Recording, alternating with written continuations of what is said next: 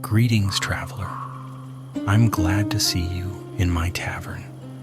Here you may rest after a hard road, drink a mug of good ale, and listen to an old, honest witcher's tale, one that smells of smoke, winding roads, and silver coins." The rain had been falling for 3 days without pause, soft and steady like a whispering lament. It soaked the rutted paths that wound through the valley, turned fields into pale mud, and drummed endlessly upon the thatched roofs of Cawarn, a hamlet forgotten by most maps. Smoke clung low to the chimneys, and no laughter echoed from its tavern, only the scrape of chairs, the clink of mugs, and the muttered prayers of people who no longer felt safe in their own beds. Geralt of Rivia rode into Cawarn beneath a dull gray sky, his cloak heavy with damp, and his horse, Roach, weary from the bogged roads. The Witcher had been summoned by letter, short, desperate, and sealed with no noble crest. It had spoken simply of a creature of moss and bones that takes the living into the swamp. Geralt had seen worse requests, yet there was something about the phrasing, something old, that stirred his curiosity. He reined in before the tavern, dismounted, and led Roach beneath the eaves. The villagers watched from behind shuttered windows, wary eyes peering through the cracks. They knew that look of his, white hair like a ghost's banner, cat's eyes glinting amber in the gloom. A witcher's arrival was never a cause for celebration. It meant monsters were real. Inside the tavern, the air was thick with smoke and the scent of damp straw. The barkeep, a red-nosed man named Harl, straightened when Geralt entered, wiping his hands on an old rag. "You're the Witcher, then?" he said, his voice low. Geralt nodded. "Alderman sent for me. Said there's been deaths." "Aye, deaths." Harl's gaze dropped to the floor. "And worse than deaths. Come sit. The alderman'll be here soon enough." Geralt took a seat by the hearth. His medallion quivered faintly, a subtle vibration, not enough to warn of danger, but enough to remind him that magic hung in the air. He laid his gloves beside him and waited. Moments later, a man in a wool cloak entered. He was gray-bearded, broad-shouldered, but carried the weary air of one burdened by too many graves. "Witcher," he said, bowing slightly, "name's Tobias Hun, Alderman of Cawarn. I'm grateful you came." "Tell me what's been happening," Geralt said, leaning forward. Tobias hesitated, glancing toward the others. "Perhaps better spoken where ears don't pry." He gestured toward a small side room. Geralt followed. Inside, a single candle lit the table, flickering against the walls. "Folk vanish," Tobias began. "Mostly at night. First it was a shepherd boy, then a trapper, then a woman fetching herbs near the bog. When we found them, or what was left, their bodies were twisted, crushed, and covered in moss, like the forest claimed them back." Geralt folded his arms. "Any tracks?" "None we can make sense of. Just roots. Roots where they shouldn't be, as if the ground moved." That stirred something familiar in the Witcher's mind, a pattern, half remembered from old bestiaries and blood-stained fields. "What about witnesses?" Tobias shook his head. "Only talk. An old crone swears she saw a figure walking out of the mist. Tall as two men, head crowned with antlers. Said it was the Moss Mother, guardian of the woods. Been in our tales for generations. We used to leave offerings at her grove, milk, bread, bits of honey. But this year the young folks stopped. Thought the old ways foolish." Geralt's expression didn't change. "And now your guardian's turned killer." "So it seems." The Witcher leaned back, thinking. A lesson, perhaps, or something worse. Show me where the bodies were found. By afternoon, the rain eased into a mist that clung to every branch and reed. Tobias led Geralt beyond the last cottages, across sodden meadows into the edge of the swamp. The world grew silent there, no birdsong, no buzzing of flies, only the steady drip of water from the trees. They came upon the clearing where the shepherd boy had died. The earth was churned and dark, as though freshly dug. Geralt crouched, his fingers brushing the soil. Beneath the mud he found a faint trail of greenish residue, glowing faintly when caught by the light. His medallion shivered again. "Do you see?" Tobias whispered. "We buried him there. But come morning, the grave was open.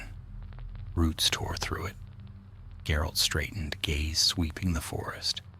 "Whatever did this isn't burying or feeding. It's marking, a boundary maybe, territory." Tobias swallowed hard. "Then what do we do?" "Stay in your homes after dark," Geralt said, "and keep fire burning. Monsters of the forest don't take kindly to flame." They walked back through the mist, the alderman silent, the witcher deep in thought. The Leshen theory made sense. Territorial, vengeful, bound to its grove by totems of bone or claw. But something else felt wrong. Leshens didn't usually attack without reason. They killed hunters who trespassed, not villagers fetching water. Back in the village, Geralt checked the notice board, its paper sodden with rain. One note caught his eye. "Missing Father Roderick, priest of the eternal fire. Last seen 2 nights past, walking toward the old grove." Geralt's brow furrowed. The eternal fire. Those zealots loved to purify the wild places, cutting down groves and burning shrines. If the priest had meddled there, then the killings weren't random at all. As the clouds broke into a dull amber dusk, Geralt stood at the edge of the swamp once more. The wind smelled of peat and rot. He drew a slow breath, unsheathing his silver sword, just enough to catch the faint reflection of light upon its runes. Something moved deep among the trees, slow, deliberate, and heavy. The reeds trembled. Geralt's medallion began to hum. The beast of moss and bones was awake. The next morning dawned pale and brittle, as though the sun itself were reluctant to rise above Cowarn. Mist hung low over the fields, and the swamp glimmered faintly beyond the meadows, silent, secretive, watching. Geralt left his room at the tavern before dawn, the first light still a thin smear upon the eastern sky. He checked Roach's tack, then his blades, steel and silver both keen and freshly oiled. He met Tobias Hun outside the alderman's hut. The man's eyes were hollow, sleepless. "Another gone," Tobias said before the witcher could speak. "An old woodcutter this time. His wife found his axe near the path. No blood, no tracks, just moss." Geralt's jaw tightened. "Show me." They went together into the woods, the morning quiet as a prayer. The forest swallowed sound. Even their boots sank noiselessly into the damp loam. When they reached the path, Geralt crouched beside the fallen axe. Its handle was slick with dew, but no scent of blood lingered. Instead, a strange, earthy fragrance clung to the wood, rich and sweet, like crushed leaves left too long in rain. He ran his fingers along the ground.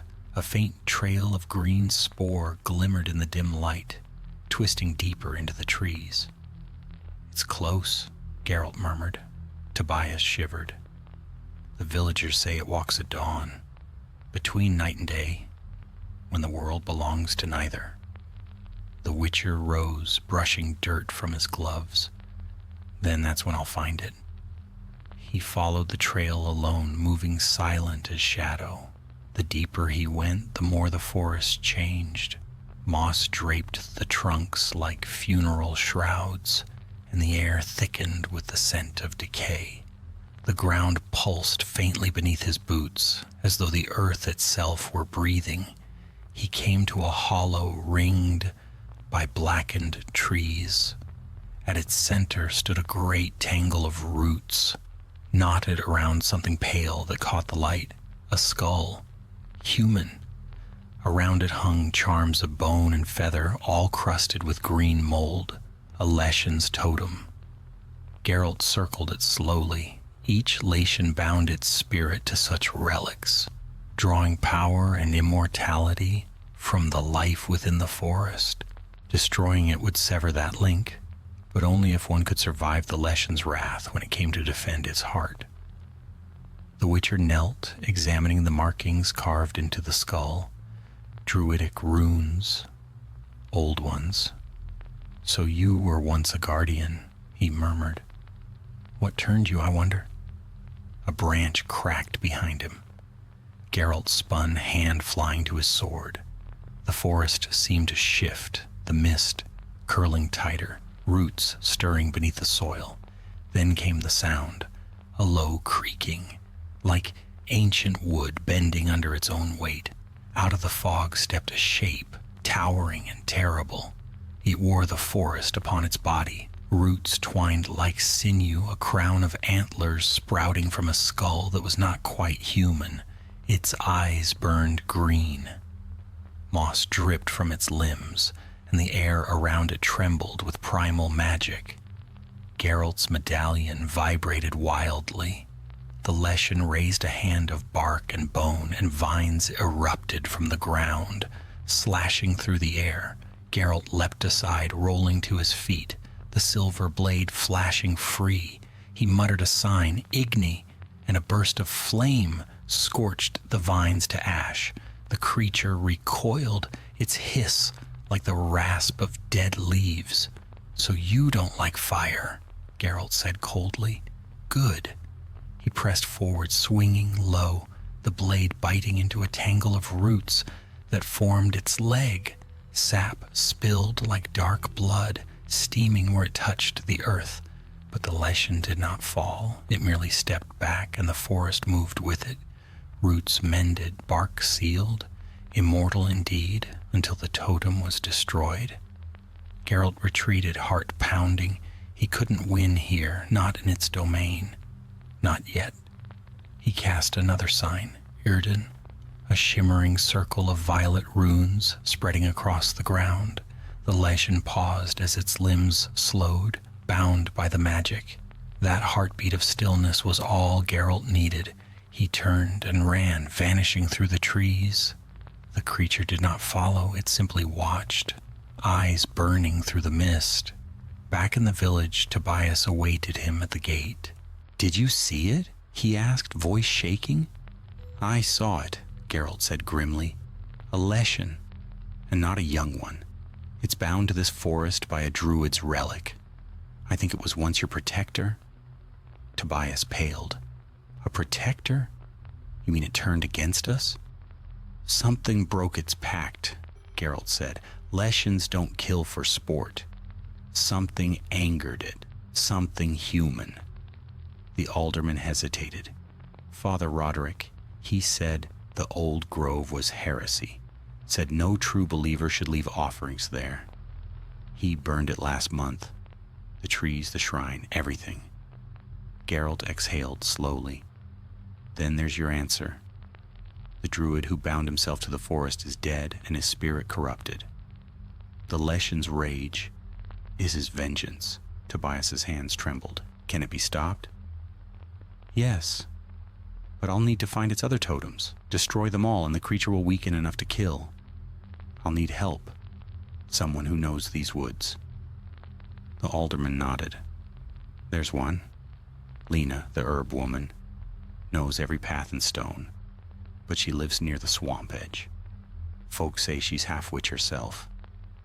"Then she'll do," Geralt said. "Tell her I'll come by dusk." He spent the afternoon preparing potions, Thunderbolt for strength, Swallow for healing, Spectre oil for the blade. The tavern's hearth crackled while he worked, the air thick with the sharp scent of alchemy. When the sun sank low, he set out again, following the path toward the swamp. Lena's hut stood among willows, their branches trailing like gray hair over the water.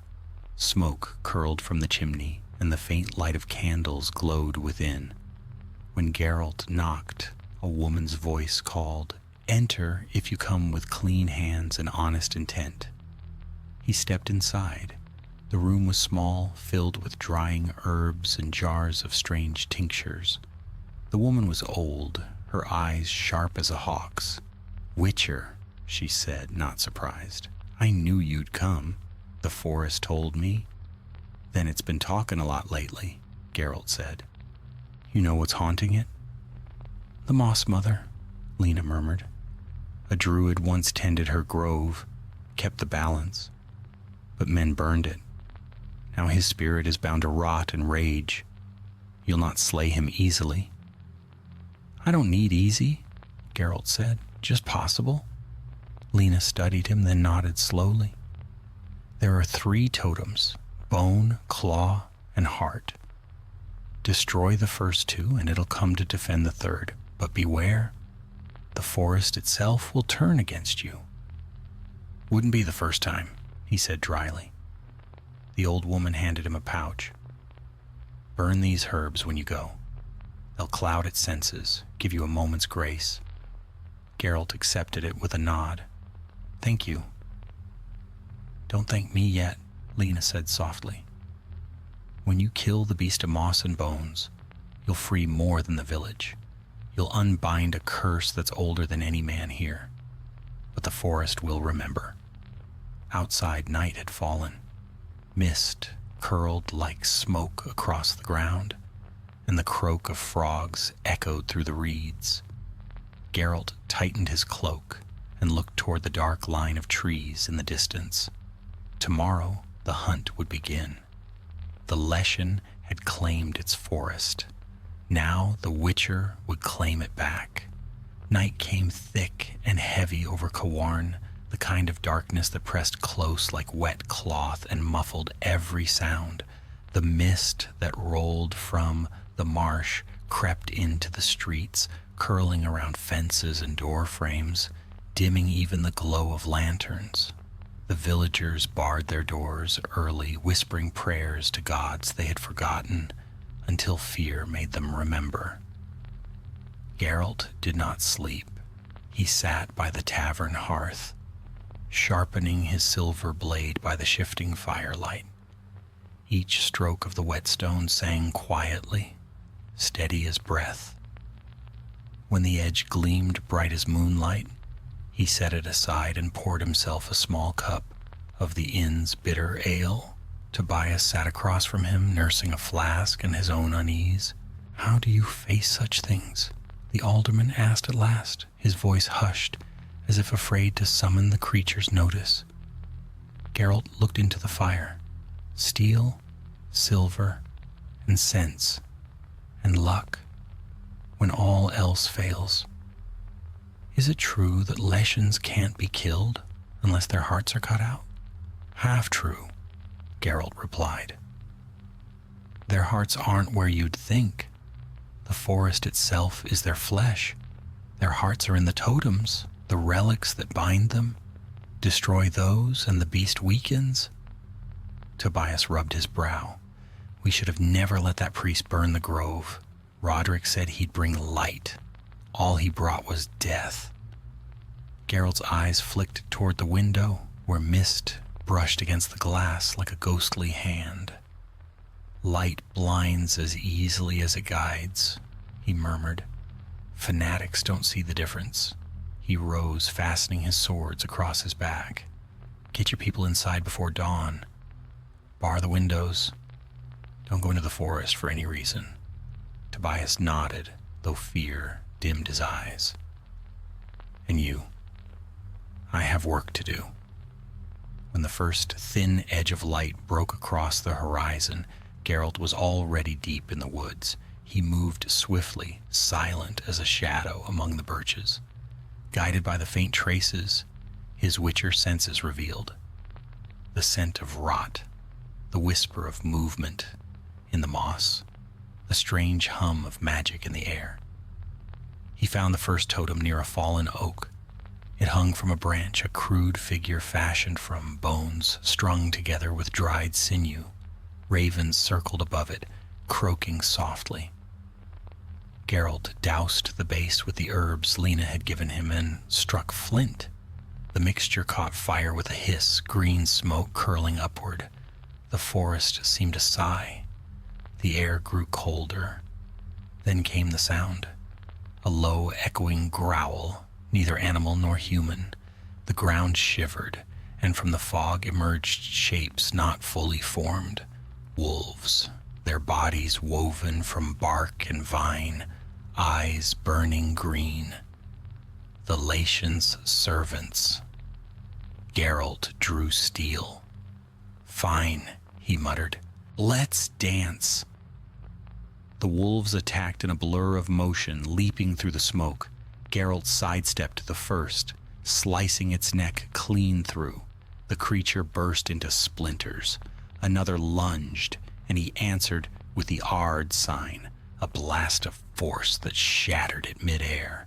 Still more came, but the witcher moved with a deadly rhythm, blade flashing, boots grinding into moss, the forest echoing with the hiss of steel and the crack of breaking wood.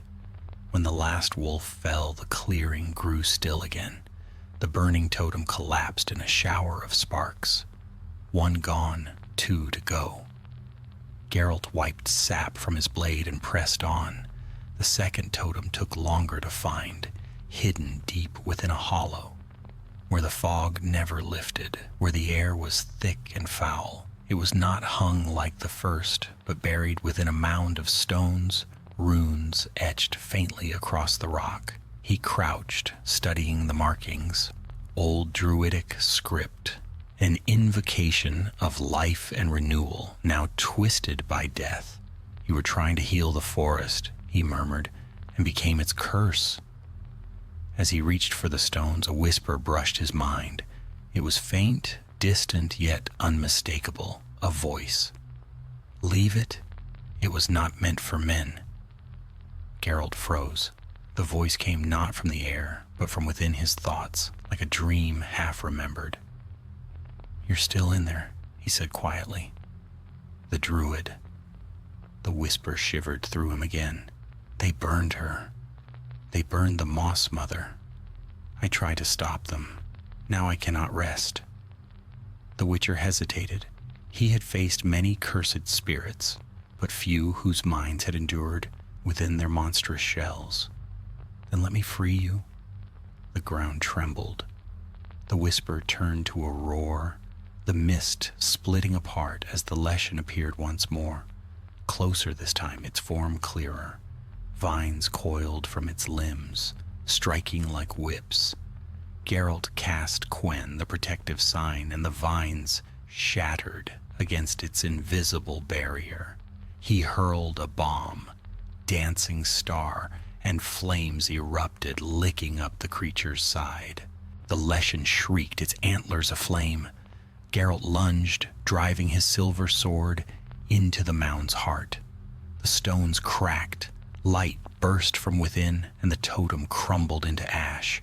The creature staggered back, howling, its green fire dimmed, the mist recoiling like smoke in wind. For a moment Geralt saw the faint image of a man within its form, hooded, eyes full of grief. Then it was gone. The forest fell silent. Geralt sank to one knee, breathing hard. His shoulder bled where a vine had torn through armor, but the wound was shallow. He poured alcohol over it, hissing as it stung. "Two down," he muttered. "One left." He rose, following the lingering pull of the Latian's power. It drew him toward the heart of the swamp, where dead trees stood half submerged, and the water lay black and still. A faint glow shimmered among the reeds. The last totem. As he approached, he saw something else, a body half sunken in the mire, He hauled it free with a grimace. It was Father Roderick, the missing priest. His robes were torn, his face contorted in terror, his hands still clutching a torch burned to ash. Around his neck hung a string of roots, grown into the flesh like veins. Geralt stared a moment, then whispered, "The forest took its due." He cut the roots free and turned toward the glowing totem. It was carved from the trunk of a willow, shaped into a heart. Blood, or something like it, pulsed faintly within the wood. The air buzzed with power. He stepped forward, sword ready, but a sound stopped him. A voice, human, calling his name. "Geralt!" He spun. Lena stood at the edge of the clearing, her shawl soaked, eyes wild. "You can't destroy it yet," she cried. "You don't understand." Before she could finish, the water behind her erupted. The Leshen rose in full, immense and terrible, the swamp boiling around it. Its eyes blazed brighter than ever. Geralt barely had time to cast Írden before it struck. Roots tore through the earth, grasping his legs, dragging him down. The Witcher slashed free, rolled, and swung upward, cutting deep into the creature's arm. The Leshen bellowed, its roar shaking the trees. "Lena!" he shouted. "Get back!" But she did not move. She stood trembling, whispering words he could not hear.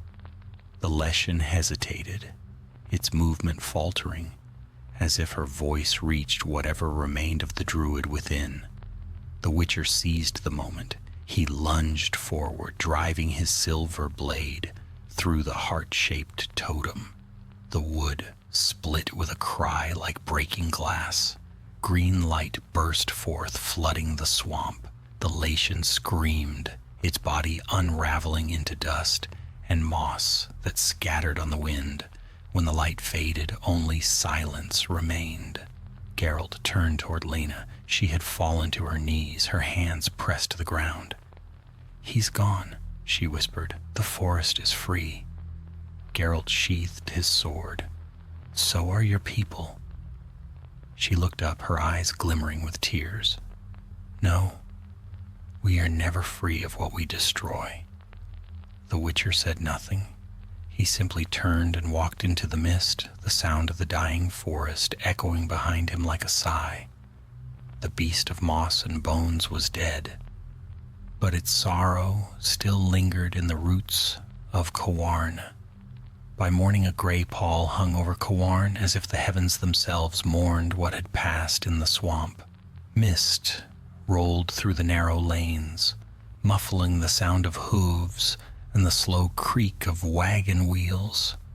Geralt returned to the village at dawn, the mire still clinging to his boots, the scent of wet moss following him like a shadow. He had not slept. He seldom did after a hunt, and when he did, dreams were seldom kind. Tobias Hun met him outside the alderman's hall. The man's eyes darted toward the Witcher's sword, then the mud splattered across his armor. "It's done then?" he asked, voice trembling between hope and fear. Geralt nodded once. "The Leshen's dead. The grove burned by your priest is at peace." The alderman's shoulders sagged, relief breaking through his weariness. "Then we're safe?" "For now," Geralt said. "But the forest doesn't forget easily. The curse is lifted, yes, but the land will need time to heal. Keep your people away from the swamp. No cutting trees, no digging roots." Tobias nodded fervently. "Aye, they'll obey, I swear it." He reached into his cloak and drew a pouch heavy with coin. "Your payment, as agreed, and a drink, if you'll take it. We owe you that much." Geralt took the pouch but said nothing of the drink. His gaze drifted toward the forest beyond the fields.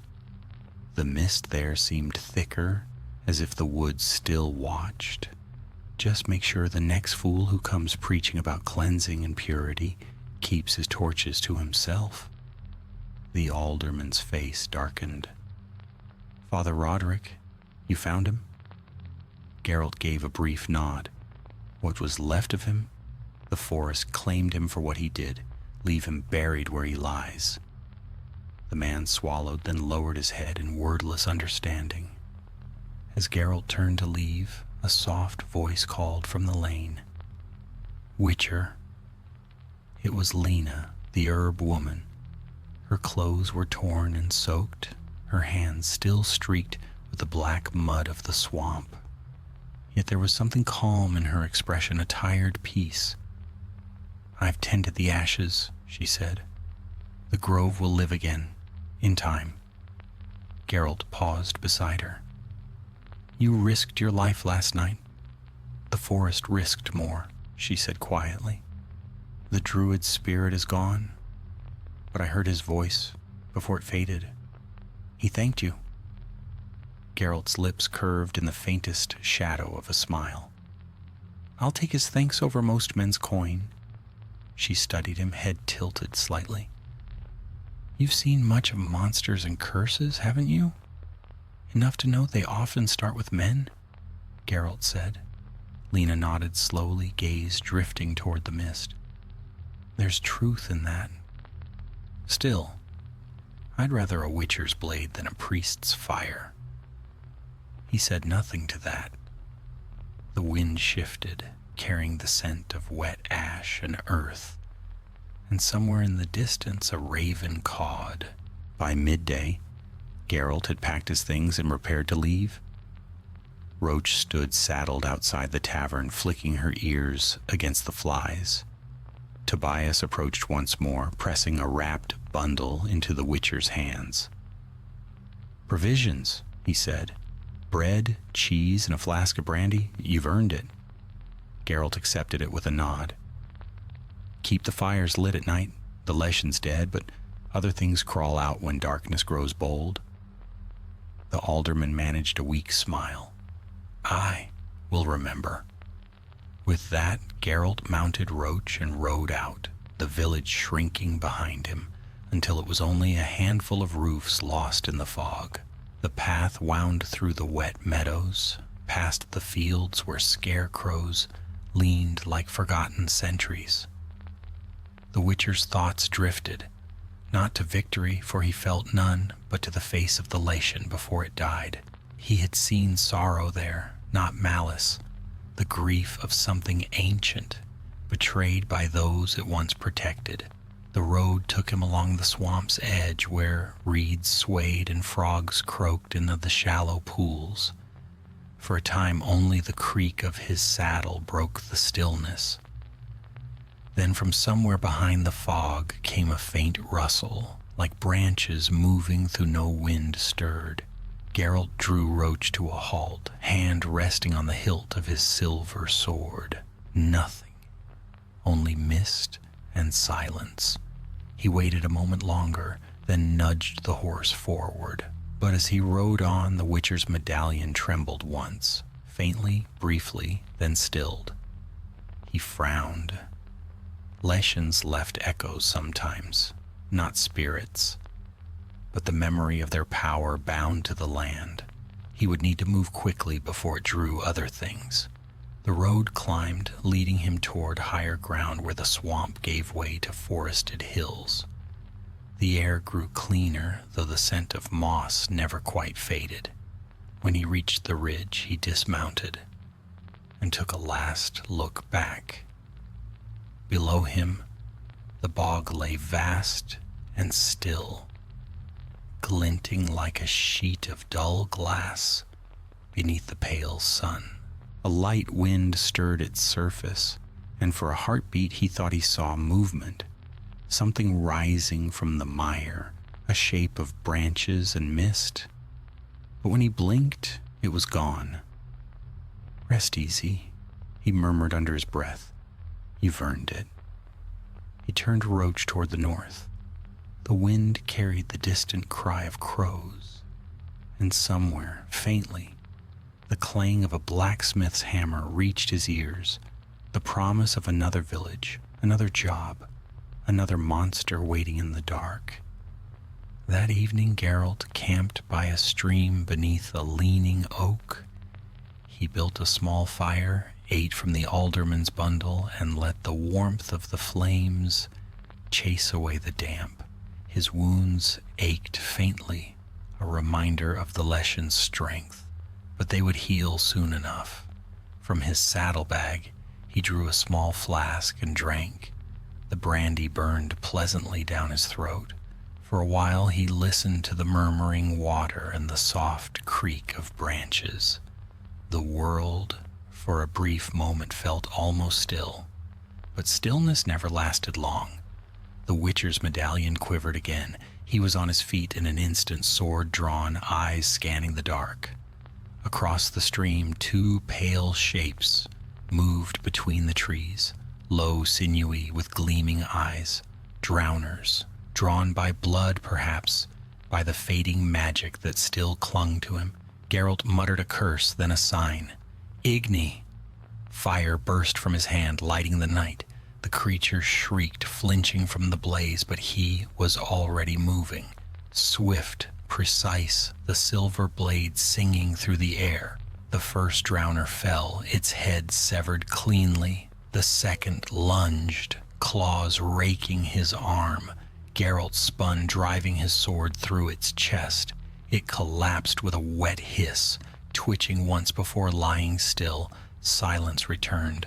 The Witcher wiped his blade, the flames flickering red against the polished steel.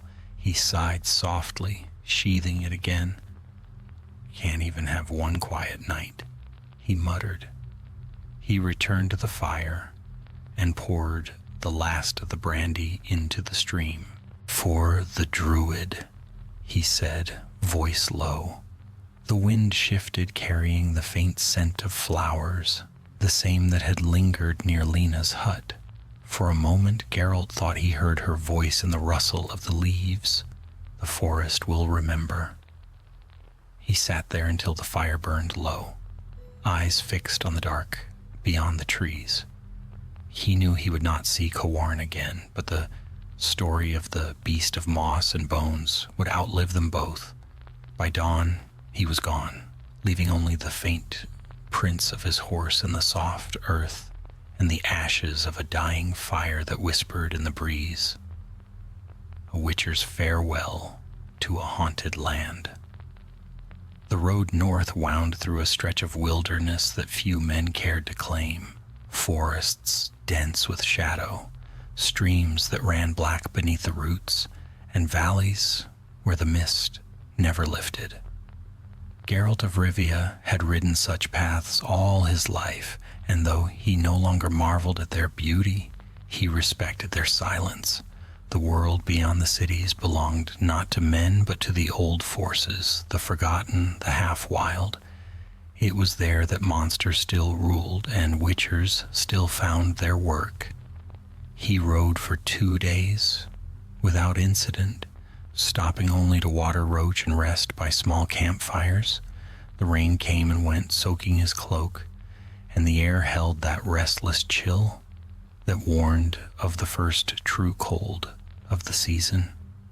Now and again he glimpsed farmers mending fences or woodsmen hauling timber, but most avoided his gaze. To them, a witcher was an omen, protection and danger bound together by silver and rumor. On the 3rd day, near dusk, he came upon a crossroads where 3 paths met beside an old shrine. The effigy was weathered to the point of ruin, but its shape was still clear. A woman carved of stone, her face veiled in ivy, arms outstretched as though offering or pleading. Geralt dismounted and studied it. A few coins lay in the hollow at its base, tarnished but untouched. He recognized the symbol carved faintly upon the pedestal, a spiral of thorns. Melitli, the mother. Her shrines often marked places where travelers sought luck or forgiveness. Geralt tossed a coin into the basin. For safe roads, he muttered, out of habit more than faith, As he turned to mount, his medallion stirred, softly at first, then with a sharper vibration. Something magical lingered nearby, not strong but close. He scanned the trees. The forest seemed still, yet the air carried a faint scent. Wild flowers, out of place in this cold. "Show yourself," he said quietly. A figure stepped from behind the shrine, a woman cloaked in gray, her face pale beneath a hood. She moved lightly, her feet barely disturbing the leaves. "No need for blades, Witcher," she said, voice soft as wind over water. Geralt didn't lower his hand from his sword. "You're no traveler." "No," she agreed, "not anymore." She lifted her hood, and the light caught her eyes, green, bright, not human. "You freed the forest of Kawarn." The Moss Mother stirs again. Geralt studied her warily. "A dryad?" The woman smiled faintly. "A daughter of Broccolon once. The forest sent me to find the one who restored her breath."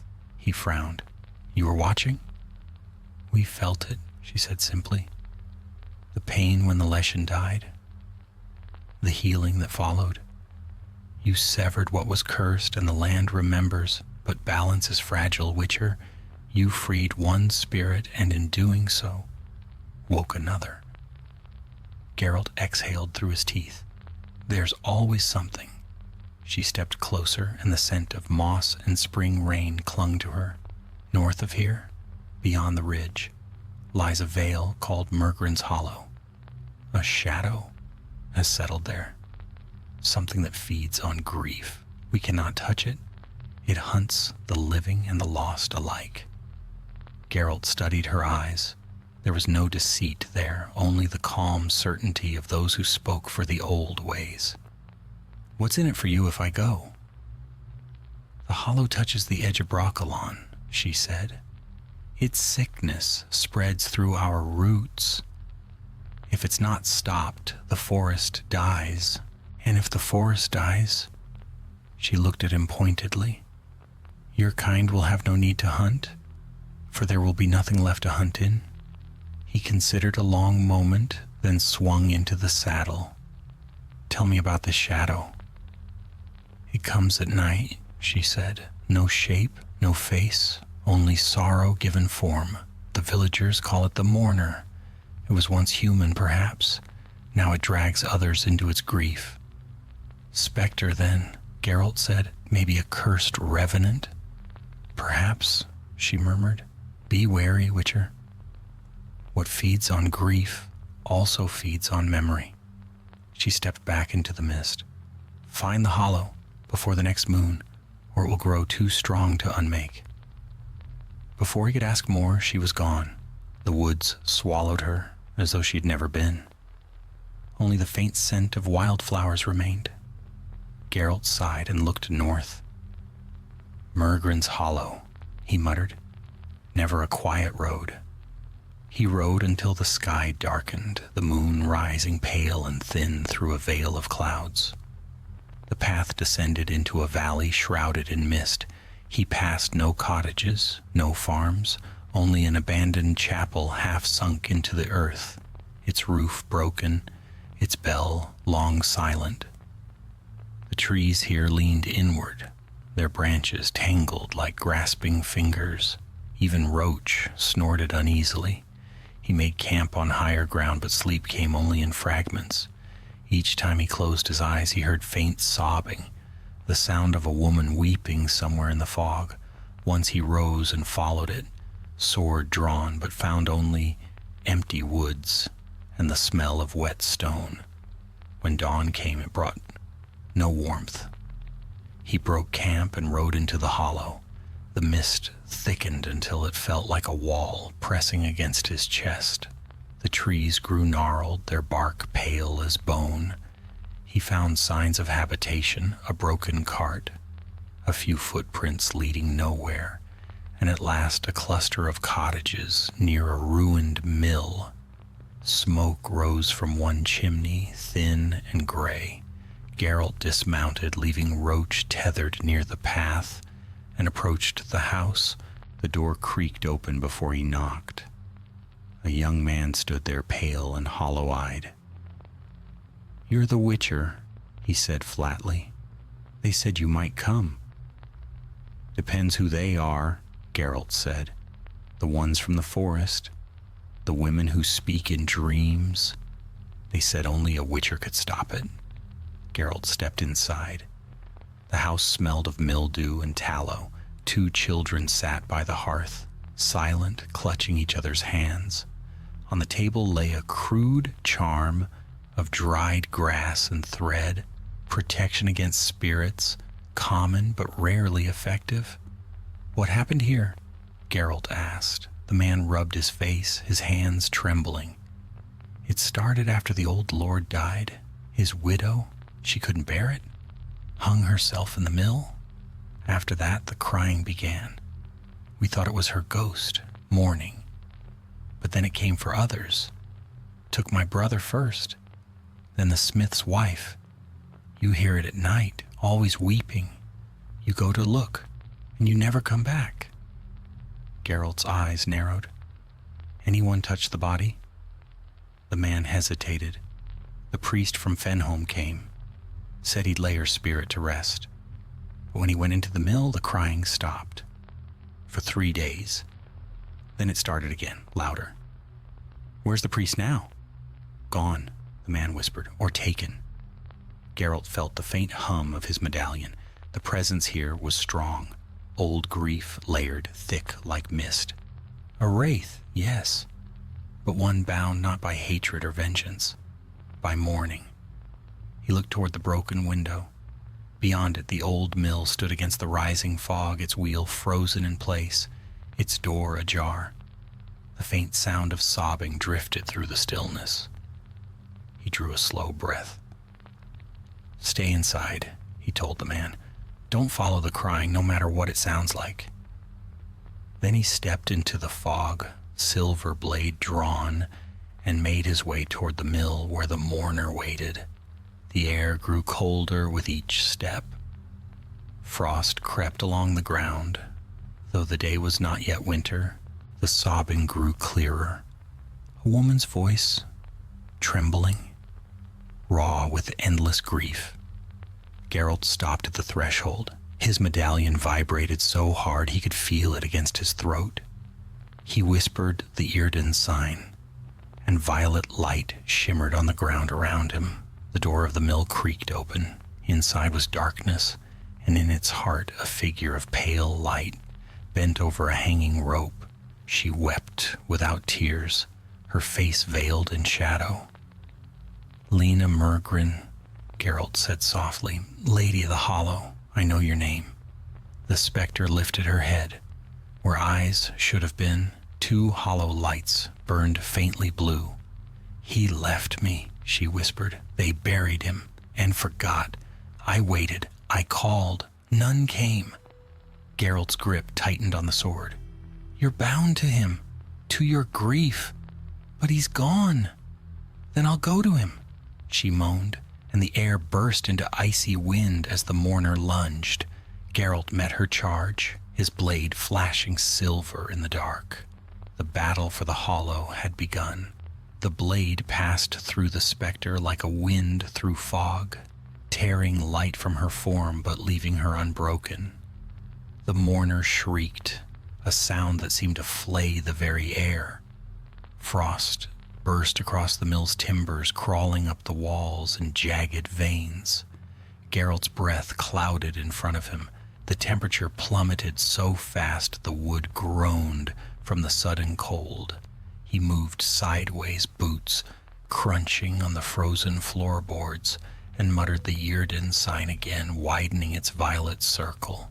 The spectral light dimmed where it touched his runes. The wraith's glow flickered. She recoiled with a wail that set the rafters shuddering.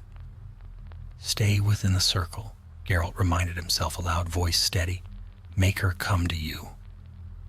The mourner circled him, the outline of a woman in tattered white, hair flowing like smoke, hands trembling as though still holding an invisible rope. Each sob she gave seemed to pull at the shadows, making them stretch toward him. "You don't belong here," Geralt said, keeping his tone even, eyes tracking every flicker. "Your body's buried. The man you mourn is gone. Let go." "I waited," she whispered, her voice a rasp that came from everywhere at once. "I prayed to be taken. He never came. So I took the hollow instead. Then I'll take it back." The wraith shrieked again and darted forward, claws of frost reaching for him. Geralt swung. Silver met shadow. Sparks of blue fire scattered, and she reeled, screaming. Her touch grazed his arm, a burn colder than any flame, and he staggered back. The sign's glow faltered. He hurled a moondust bomb. The silver dust exploded in a burst of light, scattering her form to wisps that writhed and fled. For a moment the mill was still, save for the echo of her sobbing from somewhere deeper in the dark. Geralt waited, listening. The sound came again, softer now from below. He found the trapdoor near the back wall, half buried under sacks of mildewed grain. With a grunt, he pulled it open. Cold air rose from the darkness, carrying the faint scent of lilies and decay. Lantern in hand, he descended into the cellar. The steps creaked under his weight, the flame flickering wildly as if afraid. The space below was narrow and low, the walls lined with shelves that had long since collapsed. In the far corner lay a coffin, rough, unmarked, sealed with only a strip of cloth tied across it. The light dimmed. The mourner materialized beside it, her form trembling like a reflection on disturbed water. She hovered over the coffin, her hands pressed to it in desperate longing. "He's here," she breathed. "Don't take him from me." Geralt's gaze fell upon the lid. Something moved beneath it, not much, just a faint shifting, as though the earth itself breathed within the wood. His medallion vibrated. Whatever rested there was not at peace. He sheathed his sword and knelt, pressing his palm against the lid. "Who's buried here?" he asked. Her voice wavered. "My husband. They said he was taken by fever. They buried him while the ground was still warm." Geralt's eyes narrowed. Buried alive, he thought grimly. The man's death had not been sickness but suffocation. Slow, desperate, and unseen. No wonder his wife's grief had twisted so violently. "I'll end it," he said quietly. The mourner's head snapped up, her expression twisting from sorrow to fury. "No!" she screamed. "He's mine!" Her form burst apart, coalescing into a storm of icy light that filled the cellar. The wind howled, shattering shelves and scattering bones. Geralt drew silver once more and braced himself. He slashed through the storm, sparks flying with each stroke. The specter's shape reformed before him, claws reaching for his chest. He met her with the Ard sign, the invisible force slamming her back against the far wall. The wood splintered. Frost exploded outward. Geralt lunged, driving his sword through her chest. This time the blade stuck, anchored not in flesh, but in her sorrow. She screamed, light flaring blindingly bright, and then the mill fell silent. Geralt stood still, breathing hard. Slowly, the ghost's outline faded. What remained drifted downward like pale snow. He knelt beside the coffin and cut the seal. The lid creaked open. Inside lay a man's body, dry and preserved by cold, his face twisted in a final, voiceless cry. "Peace now," Geralt muttered, drawing a small vial from his belt. He poured its contents over the corpse, a mixture of myrtle oil and salt water, and whispered an old witcher's prayer, half superstition, half tradition. The scent filled the cellar, sharp and clean. The medallion grew still. The air lightened. He replaced the lid, then climbed out. When he stepped back into the morning light, the mist was already thinning. The mill no longer wept. The silence that followed was not heavy but calm. The young man was waiting outside, the children clinging to his cloak. "It's over?" he asked, voice trembling. Geralt nodded. "She's gone." Don't go near the mill again. Burn it when you can. The man looked toward the structure, its broken wheel gleaming wetly in the pale dawn. Was it her? The lady? It was grief, Geralt said. She wanted what no one can give. Remember her kindly, and don't let your dead be buried too quickly. The man's eyes widened as he understood. But Geralt was already walking away. He found Roach waiting where he'd left her, patient as ever. As he mounted, he looked once more toward Mergrin's hollow. The mist lifted in strands, revealing the valley below, quiet, green, almost peaceful. The curse had lifted, but the weight of what had caused it lingered like smoke after a fire. He turned the horse toward the road. The world beyond beckoned again, endless and indifferent. By dusk he reached higher ground where the path wound through old stones, remnants of a keep long fallen. There he made camp. The fire burned small but bright, its warmth cutting through the chill. He cleaned his sword, the silver shining pale against the firelight, then sat listening to the wind. A faint sound drifted through the dusk, the cry of a raven, lonely and distant. He watched it circle once above the trees before flying north. Always north, he murmured, a touch of wryness in his tone. He poured himself a measure of ale from his flask, took a slow drink, and let his thoughts drift. Another haunting ended. Another tale that would fade to rumor and then to myth. The villagers would speak of the Witcher who silenced the mourner of the hollow, but none would remember the names of those who had suffered, nor the love that had birthed the curse. That was the way of the world. Monsters died, men forgot, and the road went on. Geralt fed another branch to the fire. The sparks rose, twirling into the night like fleeting souls. "Rest, all of you," he said softly, more to the wind than to anyone listening. Then he leaned back against his saddle, eyes half closed, and let the whisper of the trees lull him toward sleep. For now, the night was calm, but somewhere beyond the hills, new trouble would be waiting, and the Witcher would ride again.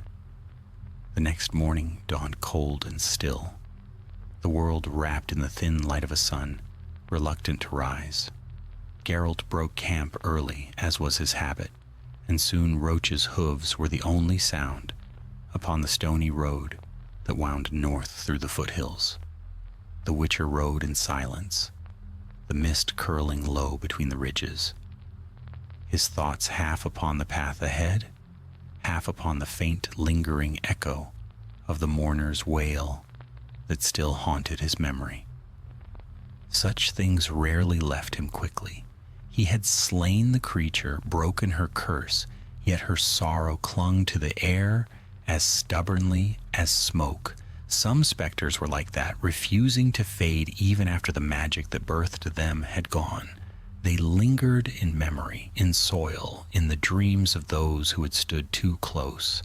Geralt had learned to live with such ghosts. By midday, the land leveled into broad moorland, its heather and wind-twisted pines bent like old men against the cold. The road narrowed to a trail of worn stones.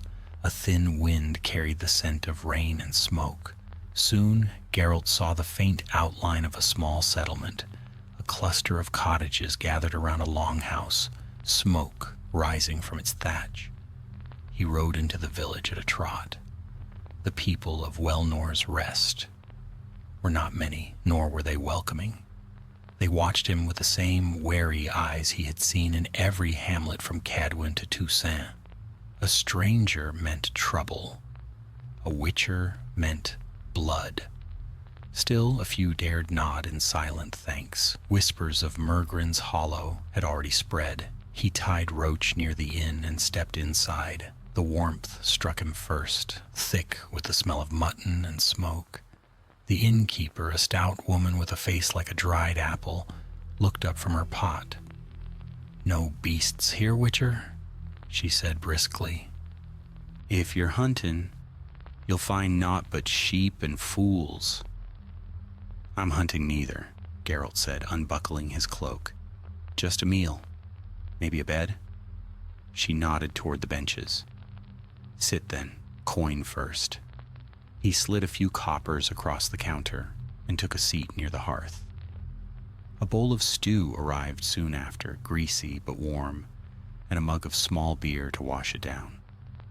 He ate in silence, letting the chatter of the room drift past him. Farmers spoke of poor harvests and wolves, too bold of late. One man mentioned strange lights seen upon the northern hills. Another spat and swore it was only bandits. Geralt listened without comment. Monsters often wore the shape of superstition until someone bled. When he had finished, he approached the innkeeper again. "These lights in the hills, how far?" She frowned. 3 leagues, maybe less, near the ruins of Falden Keep. But you'd best leave it, Witcher. Bad luck clings to that place, been empty near 50 years. "What emptied it?" "Fire," she said simply. "And folly. The old baron thought himself a conjurer, took to summoning spirits for gold or glory, no one knows which. One night the sky lit up red as dawn. Come morning the keep was ash and the baron's folk were gone. Only bones now." Geralt's eyes narrowed slightly. "You've been there?" She laughed, short and sharp. "Me? I've sense enough not to. But travelers see things. Figures in the windows, voices calling from the walls. Folks say the Baron never died. They say he's still there, waiting for someone to finish his spell." Geralt's hand brushed the medallion at his throat. "Sounds like a specter. Or worse." "Sounds like none of your business," she said dryly, though her eyes betrayed a flicker of unease. "If you must go pokin', don't expect a burial if it takes you 2. He gave her a faint smile. "Wouldn't be the first time I've been left unburied." That night he rested little. The wind outside howled like a beast searching for prey. Before dawn he saddled Roach again and set off north.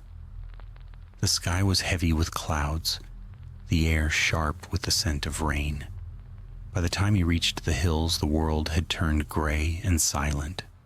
The ruins of Falden Keep loomed ahead, a broken silhouette against the pale horizon.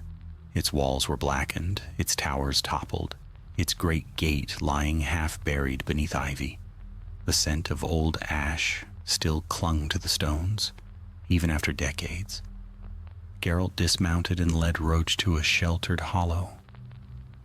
"Stay," he murmured, patting her flank. She snorted but obeyed. The Witcher drew his silver sword and stepped through the shattered gate. Inside, the keep lay in ruin. The courtyard was strewn with rubble and the remains of ancient scaffolding.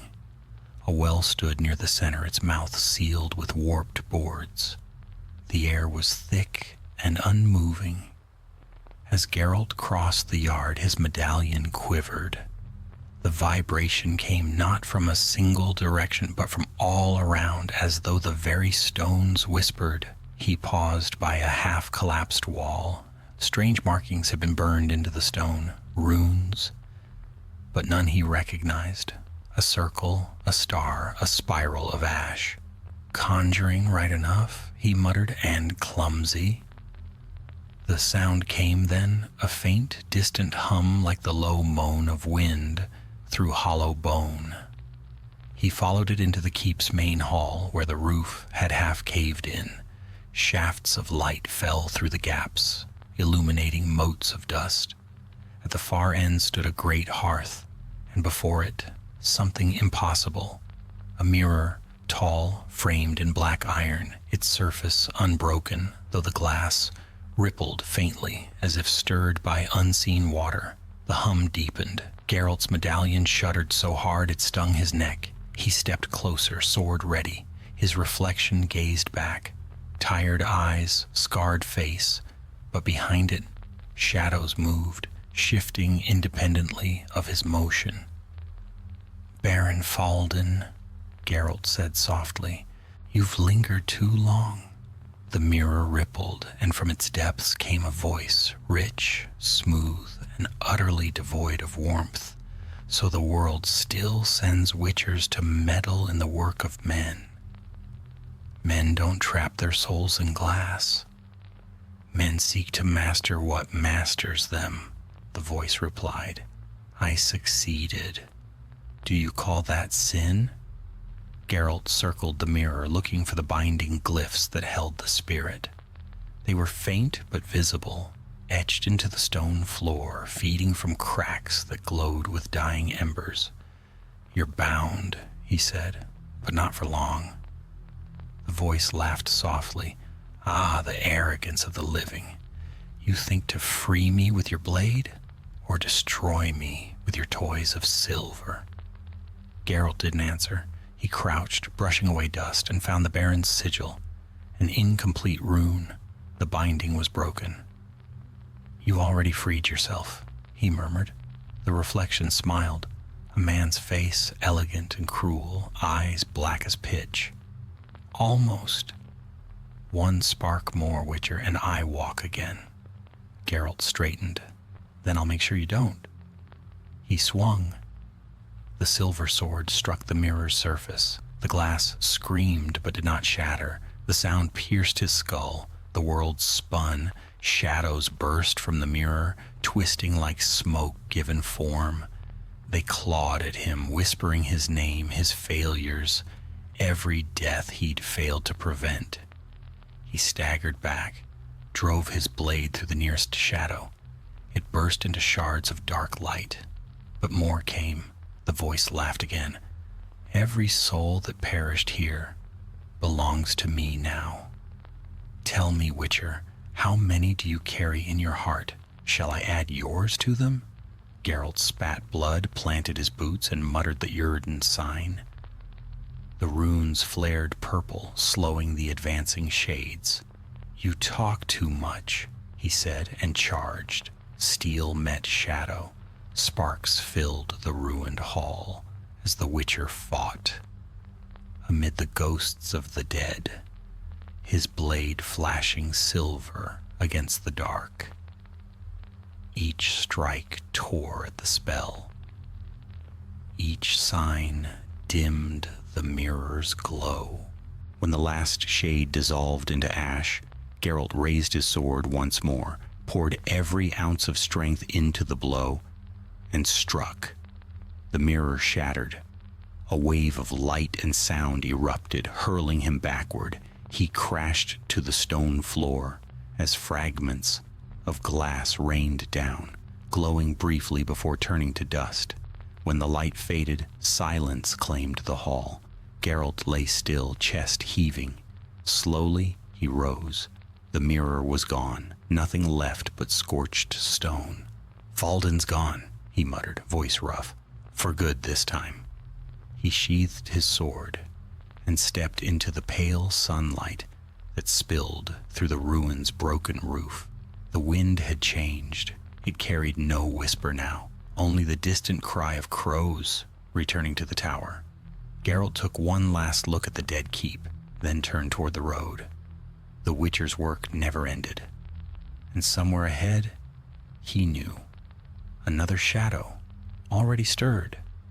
The wind carried the scent of iron and rain as Geralt left the ruins of Falden Keep behind. The shattered stones loomed black against the pale horizon, and the whisper of ghosts faded with every step Roach took along the winding road. The Witcher rode in silence, his armor damp, his mind still heavy with the echo of that cruel laughter that had come from the mirror. Falden's spirit was gone, the souls of the keep freed or consumed, but the taste of its magic still lingered on his tongue like soot. By nightfall, the storm that had been stalking the sky finally broke. Rain fell hard and fast, drumming upon his hood, stinging his face. The wind howled across the moors, tugging at his cloak.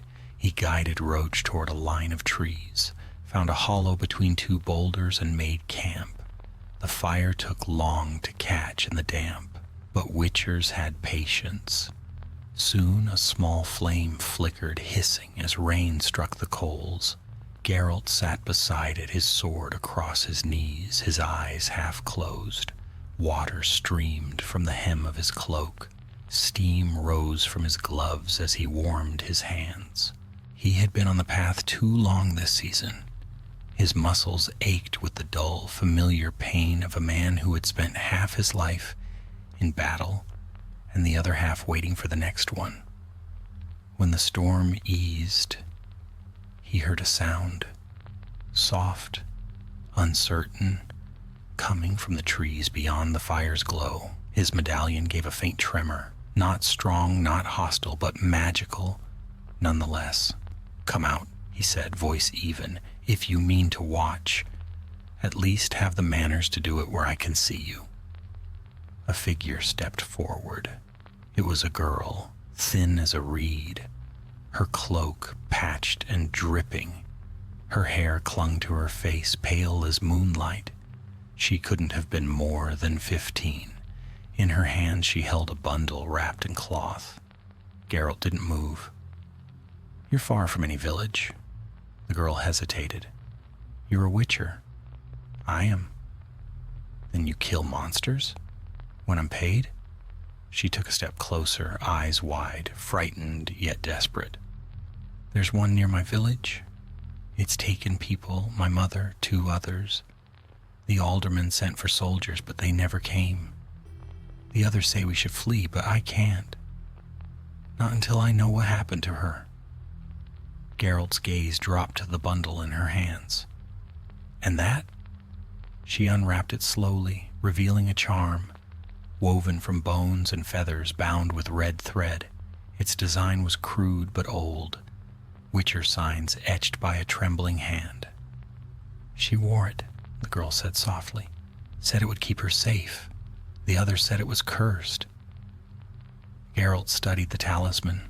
The bones were bird, crow perhaps, and the thread smelled faintly of blood. "Not cursed," he said. "Protective. But someone's twisted its power." "Where's your village?" "By the river," she said. "Herland's Crossing." He nodded toward the fire. "Sit, eat something. We leave at dawn." The girl blinked. "You'll come?" "I've come this far," Geralt said. "Might as well earn another scar before winter." By the time the first light crept over the hills, they were on the road. The storm had passed, leaving the world washed clean and cold. Mist coiled above the grass, and the air smelled of wet earth. The girl, Elena, she said her name was, rode behind him on Roach, quiet save for the occasional sniffle. Herland's Crossing lay low along the riverbank, its houses huddled close as though for warmth. The fields were flooded, the air thick with the smell of fish and mud. Geralt noticed at once that the place was too still. No dogs barked, no children called. Doors were barred, shutters drawn. He stopped before the tavern. "Where's your alderman?" Elena pointed toward a squat hall near the well. "There, but he'll not thank you. He doesn't believe in Witchers." "Few do," Geralt said. The alderman was a heavy-set man with a face like wet clay. He scowled the moment Geralt entered. "We've no coin for your kind." "Then you've plenty of graves," Geralt replied. "Your people are dying. You've got a creature in the river." The man's scowl faltered. You've heard, then? Your girl told me enough. He hesitated, then waved a hand. 3 nights passed, the river turned black as ink. Fish floated belly up, and that night the first went missing, a ferryman. Next morning, the miller's wife, then the girl's mother. We searched, but the water's thick, and none who went near it came back. Tracks? Geralt asked. Only mud and slime, and this? The alderman reached under the table and set down a jar filled with foul water. Inside floated something pale, a fragment of skin, slick and translucent. Geralt leaned closer. Not fish, human, but not from this world either. The man crossed himself. What manner of thing does that? Water hag, drowner matron, maybe worse, Geralt said. I'll know by nightfall. He left the hall, Elena following close behind. The girl clutched the charm to her chest. If it is her, she whispered, if she's been taken, can you bring her back? Geralt looked at her, his expression unreadable. I can stop what took her. They followed the river downstream where reeds grew high and the mud sucked at their boots. The water was dark indeed, thick and oily, reeking of rot. Frogs lay dead along the bank, their skins blistered. The Witcher crouched and touched the surface with the tip of his gloved finger. The water hissed faintly, smoking where it met leather. Alchemy, he murmured, or poison. Something old in the soil woke up. He drew his sword, not silver, but steel this time, and moved forward. Elena trailed him, though he had told her to stay back. The reeds whispered around them, the air heavy, still. Then, without warning, something broke the surface. A pale shape surged upward, long skeletal arms, claws slick with filth. Geralt shoved Elena aside and swung. The creature shrieked, a sound like gurgling water, as his blade split its shoulder. It fell back into the river, black blood clouding the current. Elena scrambled to her feet. What was that? Not what I expected, Geralt said, scanning the water. Smaller than a hag. Newborn. The river boiled. A second shape rose, then a third. Their forms were half-formed, flesh slick and translucent, like the skin in the alderman's jar. Get back, Geralt ordered. He muttered Igni, and fire burst from his hand, sweeping the reeds in a wave of heat. The creature screamed, retreating beneath the surface. Steam rolled across the water, thick and choking. When the air cleared, the Witcher stood alone on the bank, sword dripping black ichor. Elena approached hesitantly. Did you kill them? For now, Geralt said, but they'll return. Whatever made them still sleeps below. She looked toward the dark river, fear widening her eyes. Then what do we do? Geralt wiped his blade clean. We wake it. That night, under a sky bruised by clouds, Geralt prepared. He set oils upon his sword, necrophage, thick and foul-smelling, checked the signs etched into his gauntlets, and drew a small flask of swallow from his pack. Elena watched silently, her small hands clenched around her mother's charm. When the water stirs, Geralt told her, run. Don't look back. Don't stop until you reach the village. She shook her head. If it took her, I'll see it end. He met her gaze, the faintest shadow of pity passing his eyes. Then keep behind me. The river lay quiet for a long while, the wind whispering through the reeds. Then the water rippled, slow and deliberate. A shape rose, massive, glistening, crowned with strands of weed and bone. Eyes like black pearls opened in the dark. Geralt drew his sword. There you are. The creature's mouth split wide, showing rows of jagged teeth. It spoke, not in words, but in a voice that was all water and sorrow. and in that voice Alina heard her mother's cry. She gasped, "It's her!" Geralt didn't waver. "No, it's what's left of her." The river erupted. The river erupted like a wound torn open by unseen hands. Water surged upward, dark and heavy, and from its heart rose a shape, vast and vile, a creature born of drowned flesh and ancient grief. Its skin was gray as clay, its limbs long and slick, its hair a writhing mass of riverweed. Around its neck hung bones strung with cords of human hair, trophies of the dead, its eyes black and endless fixed upon the Witcher. Alina screamed, stumbling back. The creature's cry echoed through the valley, a sound half human, half abyssal. A chorus of every voice the river had ever claimed. Geralt moved first. His silver sword sang as it left the scabbard, runes catching the moonlight.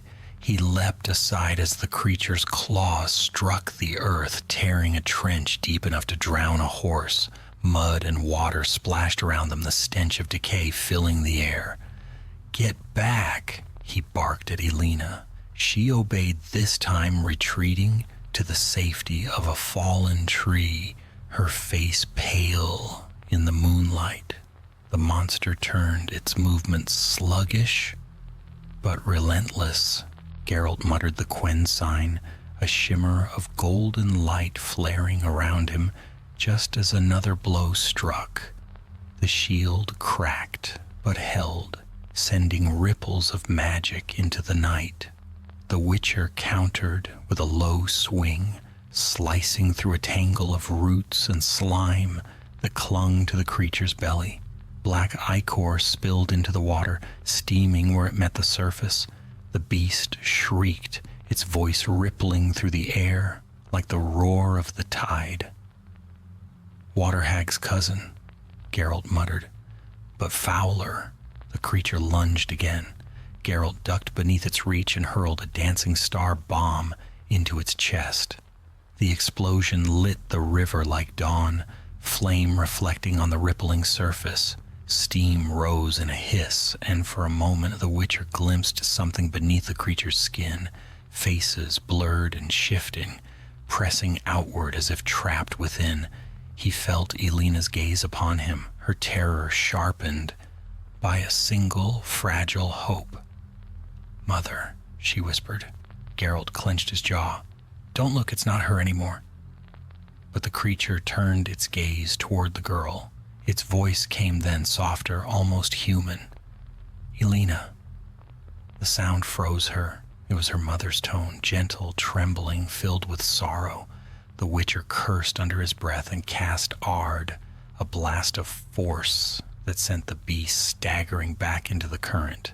"Stay behind me," he shouted. She didn't move.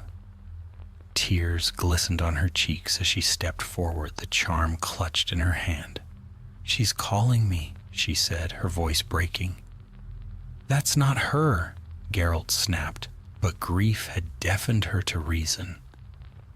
Alina walked into the shallows, her feet sinking into the mud. The water began to glow faintly where it touched her ankles, like moonlight drawn to blood.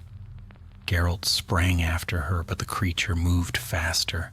It surged forward, claws slashing, and the water exploded around them. The Witcher caught the blow on his blades, sparks of silver light bursting between them. His boots slipped on the slick stones. The creature's strength was monstrous, greater than any mortal thing. He drew a second bomb from his belt, Northern Wind, and smashed it against the creature's chest. A blast of freezing vapor erupted, encasing its limbs in ice. The beast screamed, thrashing, shards of frost flying through the mist. Geralt caught Alina by the arm and dragged her back to the shore. "You want to die too?" She shook her head wildly. "She's in there, I know it. She wouldn't hurt me." He turned to face the frozen monster. Beneath the shell of ice, the faces beneath its skin were still visible, twisting, shifting. Among them, faintly, he saw a woman's The same narrow cheekbones as Alina, the same eyes. But where her mouth should have been was a gaping black void. "There's no saving what's drowned," he said. "Only release." He drew a deep breath, whispering a witcher's prayer under his breath, then raised his sword and struck. The blade cleaved through the creature's chest. The ice shattered, black blood erupting in a cloud of steam. The beast wailed, a long, despairing cry that seemed to shake the very river. Its form broke apart, water collapsing upon itself, limbs dissolving into the current. The faces faded, the glow dimmed, and silence fell. Elena fell to her knees on the shore, her sobs swallowed by the rush of water. The charm slipped from her fingers and floated downstream. Geralt stood beside her, sword dripping black ichor that hissed when it touched the soil. "It's over," he said quietly. She looked up at him, eyes red. "You killed her." He met her gaze, his own expression unreadable. "I freed her." The river returned to stillness, its surface smooth as glass. Only the faint scent of ash and decay lingered. Geralt cleaned his blade, sheathed it, and offered Elena his hand. "Come. There's nothing for you here." She hesitated, then took it. Her fingers were cold as stone. They returned to Herlin's crossing, under a sky gray with dawn. The villagers had gathered by the well, watching in silence as the witcher and the girl approached. The alderman stepped forward, his face pale. "Is it done?" "It is," Geralt said. "The river?" "Clean again," he replied. "You'll find no more bodies in it. Burn your dead properly this time, and bury your charms deeper." The man nodded, swallowing hard. "And the woman?" Geralt glanced at Elena. She stood apart, staring at the river's direction, her eyes hollow. "Gone," he said. "Let her rest." A murmur spread among the villagers, half relief, half fear. The witcher took his payment without a word, a handful of coins wrapped in oiled cloth. He tucked it away and turned toward Roach. Elena followed. "Where will you go now?" Geralt shrugged. "Wherever there's work." She looked at him, eyes filled with something between gratitude and grief. "She thanked you before she went. I heard her." He paused, tightening Roach's girth. "Then listen to that, not the rest." He mounted and looked down at her. "Go home, Elena. Live." The girl nodded faintly. "Will I ever forget?" "No," Geralt said, "but you'll learn to live with it. We all do." He turned his horse toward the open road. Behind him the village grew smaller, its smoke rising thin against the sky. The river flowed quiet once more, its song soft and untroubled. As the witcher rode, he glanced once toward the water's edge. There, drifting among the reeds, he saw the girl's charm, untouched by mud, its red thread gleaming faintly in the morning light. For a moment it seemed to pulse, then sank beneath the current. Geralt watched until it vanished, then urged Roach forward.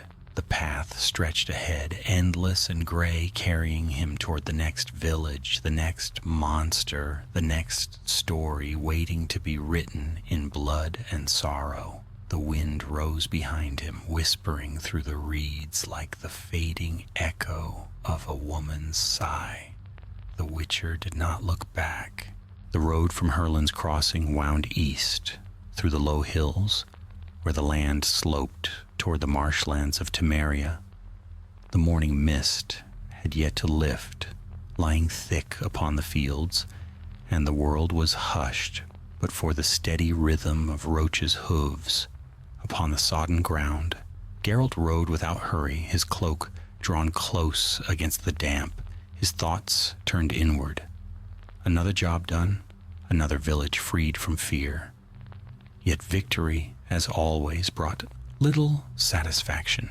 Death was death, whether it wore the face of a monster or a mother. He had seen too many like Alina, those who mistook mercy for cruelty, who cursed him for giving the only peace possible. A witcher's work was thankless by nature, and he had long ceased expecting gratitude. The sun broke weakly through the haze, lighting the wet grasses in a dull shimmer. The witcher reined Roach to a halt at a crossroads marked by a leaning post. The wooden sign pointed 3 ways: Vizima, White Orchard, and Corthwyn. He chose the last. He'd heard of that name before, a small fortress town overlooking the Vale, where a sorcerer of dubious reputation had once practiced his craft. The thought of rest and perhaps some coin drew him onward. By midday the mist had thinned, revealing the far outline of Corthwyn Keep. It stood high on a bluff, its walls still strong, though time had gnawed at their edges. Below, a cluster of huts and workshops clung to the slopes like barnacles on a ship's hull. The smell of forged smoke and tanned leather carried on the wind. As he rode closer, the sound of hammering reached him rhythmic and clear. A blacksmith looked up from his work, pausing as the witcher passed. "If it's blades you need, witcher, I've no silver," the man called, wiping sweat from his brow. Geralt nodded. "I've blades enough, but maybe news." "Then the tavern's your forge," the blacksmith said with a grin. "Try the broken pike. They've more gossip than grain these days." Geralt found the tavern easily. A long, low hall built against the keep's outer wall. Smoke curled from its chimney, and the smell of roasting boar met him at the door. Inside, the murmur of voices died for a heartbeat as he entered, then resumed, quieter than before. He took a seat by the hearth and ordered ale. The tavern's keeper, a narrow-faced man with a crooked smile, eyed him with cautious curiosity. "Not often we see your kind here," he said, setting the mug down. "The keep's captain handles our troubles well enough." Geralt raised an eyebrow. "Bandits?" "Not lately. Worse, some say. Cattle found drained and stiff. Light seen above the forest at night. Hunters gone missing." "Vampire, maybe," Geralt said evenly. "Or devil," the man muttered, crossing himself. "They say it started when that stranger came to the keep. A scholar, he called himself. Arrived a fortnight ago, and then the deaths began." Geralt sipped the ale. "This scholar, what's his name? Master Eldric. Pale sort, quiet. Keeps to his chambers in the North Tower. Says he's here studying relics left by the old mages who built Corthwyn. The captain tolerates him. Gold buys patience, as they say, but no one much trusts him." "Nor should they," Geralt said, setting the mug aside. He rose. "My thanks." The innkeeper frowned. "You mean to go up there?" "I mean to ask a few questions." The path to the keep wound steeply upward, flanked by ruined watchtowers and brambles that clutched at his boots. The gate guards eyed him but let him through without challenge. Witchers, after all, were not the kind men barred without reason. Inside, the courtyard was quiet. A few soldiers moved between the stables and the armory, their armor dull and their faces weary. Geralt approached one, a sergeant by his badge. "I'm looking for the captain," he said. "You've found him," the man replied, a scarred veteran with iron-gray hair and sharp eyes. "Captain Wren." "What's a witcher want at Corthwyn?" "Information. I hear you've had strange killings." The captain's expression tightened. "Aye. 4 men dead, drained of blood as if butchered by spiders. I've posted guards, set traps. Nothing. They die near the forest edge or in the lower caves. You think you can do better?" Depends what I find, Geralt said. Tell me about your scholar. Ren spat into the dust. Eldrick? Creeps about at night, asks questions about the caves beneath the keep. Says he's seeking a lost text. Some tome from the Conjunction. He's harmless, I think, but the men don't like him. Where is he now? In his tower, likely. The north one. Geralt nodded. I'll start there. The tower was old, its stone worn smooth by wind and rain. A narrow stair led to the top chamber, where a door of dark oak stood slightly ajar. The Witcher knocked once. No answer, he pushed it open. Inside, candles burned in a dozen sconces, their light reflecting off shelves stacked with books and vials. At a table near the window sat a man, thin, robed, and pale, his hair silver white, though his face was young. He looked up from his writing with calm, intelligent eyes. Ah, he said, his voice soft. A Witcher. I was told you might come. Please close the door. The draft disturbs my work. Geralt obliged, his gaze scanning the room. Symbols of old magic covered the walls. Protective runes, but twisted, their lines sharp and wrong. Eldrick, he said. The villagers speak of beasts draining blood. You wouldn't happen to know why? The man smiled faintly. Ah, the cattle. A regrettable side effect.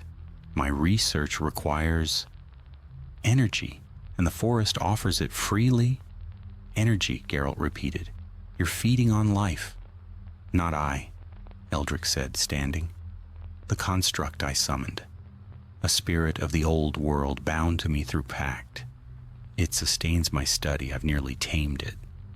Geralt's eyes narrowed. And if you're wrong? The scholar's smile did not fade. Then the dead will have company. A tremor ran through the floor. The candles flickered. Somewhere below, a deep, guttural sound rose. A growl not of any beast born of nature. Eldrick's expression shifted from confidence to irritation. Ah, it seems the binding weakened sooner than I planned. You think? Geralt drew his silver blade. From the stair below came the pounding of heavy steps, the crack of stone splitting. The Witcher's medallion thrummed against his neck. He turned just as the creature burst through the doorway. It filled the chamber, taller than a man, its body shaped of bone and shadow, veins of crimson light pulsing through its frame. A face hung where none should have been, a mask of hollow eyes and a mouth that never closed. Eldrick shouted a word of power, his hands blazing blue. The creature shrieked, thrashing.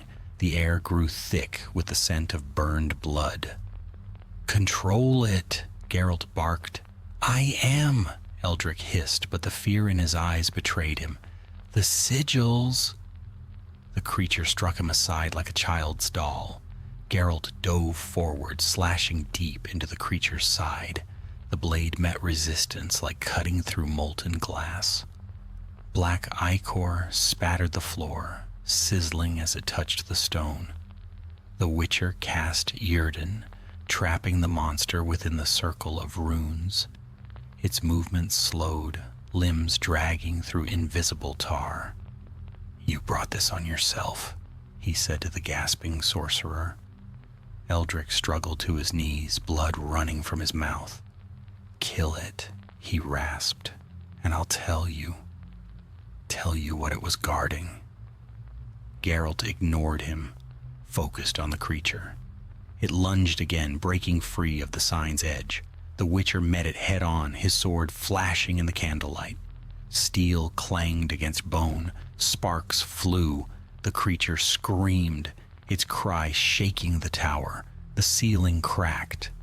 Dust rained down. Geralt drove his blade upward, burying it to the hilt in the creature's chest. The crimson light flared, then went out. The beast collapsed, its form crumbling to ash. Silence followed, Only the drip of blood and the Witcher's slow breathing broke it. Eldrick coughed, crawling toward the fallen creature's remains. "It guarded knowledge," he whispered. "A mirror, older than Falden's, buried beneath this keep. I sought to command it." Geralt wiped his blade. "You failed." The sorcerer smiled faintly, madness flickering in his eyes. "And you, Witcher, will finish what I began. The mirror calls to those who kill." Then his head fell forward, lifeless. Geralt stood in the flickering candlelight, the words echoing in his mind. "The mirror calls to those who kill?" He looked toward the floor, where the creature's ashes still glowed faintly red, forming a single symbol burned into the stone. A spiral of thorns, just like the one he had seen on the shrine days before. The Witcher's frown deepened. He sheathed his sword, turned, and stepped out into the dark. Outside the wind rose, and somewhere beneath the earth, a faint hum began, a sound like glass whispering. Geralt did not look back, but he knew as he descended the tower stairs that the past he had thought buried was stirring once again. The storm returned that night. Rain lashed the keep like 1,000 hissing serpents, and thunder rolled across the sky in slow, wrathful waves. Geralt took shelter in the courtyard stables, where Roach stood calm despite the din. He stripped off his armor piece by piece, laid it beside him, and stared through the open door into the sheets of falling water. His medallion trembled faintly. Even the storm seemed to breathe with something unnatural. He had buried Eldrick's body before the first thunderclap, though buried was generous. A shroud of torn cloak and a mound of stones near the tower wall. The sorcerer had spoken of a mirror older than Falden's, one buried beneath Corthwyn itself. If that was true, the tremors and the growling of the night meant the mirror, or whatever lay within it, was stirring. Geralt rose when the storm began to thin, his patience finally worn to thread. He fastened his armor again, checked his oils and bombs, then strapped his swords across his back. He could almost hear Vesemir's voice from long ago. "Don't let a curse breathe longer than it must, lad. You'll only have more to cut later." The Witcher found Captain Wren in the barracks, shouting orders to men who looked ready to flee. The torches burned low, shadows twitching along the stone walls. "Witcher," Wren barked, "whatever you did in that tower, the earth's been rumbling since. Half my men refused to stand guard." "It wasn't me," Geralt said. "It was your scholar. He woke something that was meant to sleep." The captain swore under his breath. "And you mean to deal with it? Unless you fancy a keep swallowed by the ground." Wren grunted, gesturing toward the stair that led downward beneath the hall. "There are caverns under Corthwyn, old tunnels from the days of the mages. You'll find your trouble there, I wager." Geralt nodded once and descended. The air below was cold and wet, thick with the scent of mold and stone. His torch hissed and spat as he moved deeper, illuminating narrow arches and forgotten chambers where the walls glimmered with veins of quartz. Water dripped steadily somewhere ahead, each drop echoing like the tick of a slow clock. The deeper he went, the stronger the hum became, a vibration felt more in the bones than in the ears. His medallion pulsed against his throat. At last, the tunnel widened into a great vault. Pillars carved with runes rose from the floor, their faces cracked but still alive with faint light. And there, half buried in the far wall, stood the mirror. It was enormous, its surface blacker than the space between stars. Around it, the stone was scorched, as though it had been set aflame and frozen in the same instant. The air shimmered. Geralt felt his heartbeat quicken despite himself. He approached slowly, sword drawn, watching the surface for movement. There was none, only his own reflection in the faint torchlight. Then very softly it spoke. "You again." The Witcher's jaw tightened. "I shattered your twin." "Not shattered," the voice murmured. It was deeper than memory, neither man nor woman. "You freed me. Falden's work began here, long before your kind walked the world." He only echoed what was done in this place. Geralt stopped 5 paces from the mirror. "What are you?" The surface rippled, and the voice replied. The question every man asks when he sees his own face and does not recognize it. "I am what waits in reflection, the shadow of every choice unmade." "Then you'll find little to feed on here," Geralt said. "Oh, but there is much," the mirror whispered. "You've killed for coin and cause alike. You've walked away from every death. Does the guilt not gnaw you, Witcher?" Geralt's eyes narrowed. "I've no guilt left to trade." "Liar," said the voice, and the mirror flashed. The light swallowed him. He stood suddenly, not in the cavern, but upon a battlefield. Smoke filled the air, and the ground was littered with corpses. He knew this place, Sodden Hill. The dead lay where they had fallen, soldiers, sorcerers, beasts. Among them moved a figure he knew better than his own shadow. Himself, younger, bloodied, his blade red to the hilt. "You fought for them," the mirror's voice murmured, echoing in the clouds, "and still they hunted you after. What did your mercy earn you?" Geralt clenched his fists. "Nothing worth remembering." The younger Witcher looked up, eyes bright with something close to madness. "You'll die alone," it said, "not because you must, but because you've chosen it." Again and again, the world wavered. Geralt swung his sword, cutting through air that shimmered like glass. The battlefield cracked and fell away, leaving only the black surface once more. He stood panting, the torch lying forgotten at his feet. "Enough games," he growled. "You cannot kill what you refuse to face," the voice said. "Break the mirror, and you break yourself." Geralt raised his sword. "Then we'll see which of us shatters first." He struck. The blade bit deep, and the sound that followed was not glass, but the scream of something vast and buried. The cavern shook. Cracks raced along the floor, splitting stone. The mirror's surface splintered, light pouring from within. Shapes writhed behind the fractures. Faces, hands, echoes of all who had gazed into it before. They reached toward him, grasping, pleading. Geralt drew a bomb from his belt, samum, and hurled it into the light. The explosion tore through the chamber, hurling him back.